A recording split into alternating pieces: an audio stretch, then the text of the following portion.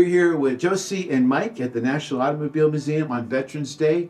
We want to thank you both for your service, and then we're going to ask you just a couple quick questions. Like, for example, what branch of the military? I can tell by your hats, but tell us a bit about when you were in the service and what branch you're in. We are both in the United States Air Force. We met while we were stationed in the Philippines. I was a supply logistic person, and he is a medic at that time. Great. And what year was that? I was in 1982 to 1990, and I enlisted in 1987, and we were stationed together in 1988 in the Philippines. A lot of people tell about the stories about being transferred all around. Were you mostly in the Philippines or all over the place? All over the place. Tell us some of the places.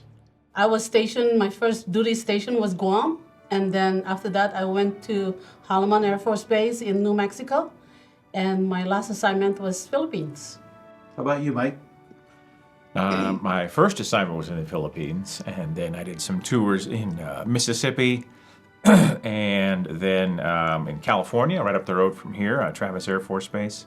And then we got orders to Germany, Okinawa, a second tour in Germany, and then had some stints back in North Carolina, and finally Tennessee.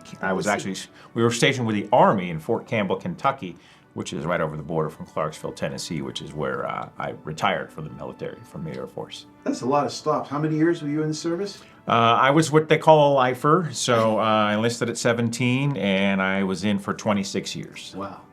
Thank you so much for your service. When you hear the words patriot or veteran, what does that mean to you? Can you describe that, what it means? My biggest thing is camaraderie. Camaraderie, look out for your comrades or your soldier. And even now that we're both retired and we still serving our military, serving our veterans. How about you, Mike? I would say one of the Air Force mottos was service before self, being a part of something that's bigger than you. And like Josie said, I'll build on the camaraderie, the esprit de corps, and that transcended both into our civilian life and retirement, in that we still wanted to be around that sort of environment, that veteran-centric environment where we looked out for each other, even if we were no longer overseas or in combat environment. So just being still a part of that community means a lot to us. Well, you traveled around the world, met a lot of interesting people, had a lot of stories. Is there one particular one you'd each like to share, a story that you kind of near and dear to you?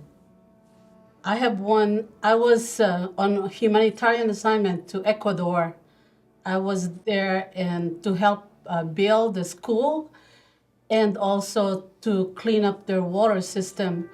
And you didn't know what you have back in the States, that you take for granted everything until you get to this place where you're in the middle of the jungle and there's no way in or out except for that tiny, tiny plane.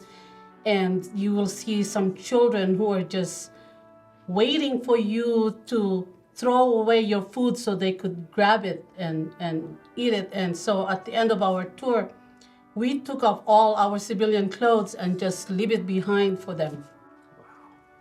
Wow. I really appreciated how much we have. Mike, how about you? I'd say one of my most memorable stories was our last tour, my last deployment to Afghanistan before I retired.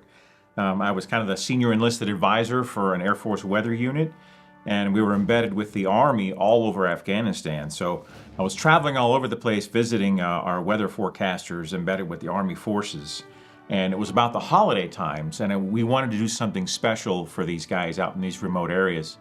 Josie back home started baking cookies and plating them and patching them and putting them into boxes and shipping them to me in Afghanistan.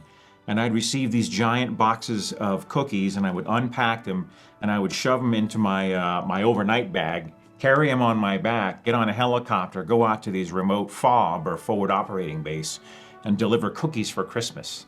So my commander over there nicknamed me Santa, you know, because I was always bringing stuff. And then we had some other little things to give out just to let our airmen know, you know, we were out there visiting them, we were thinking about them. And so it was a big coordinated effort from her baking cookies all the way back in Tennessee and ending up in remote regions of Afghanistan for spread some joy. And even something like that we take for granted, we go to the store here locally, that's something very, very special for a lot of places in the world. They don't Yes. have that benefit. Certainly.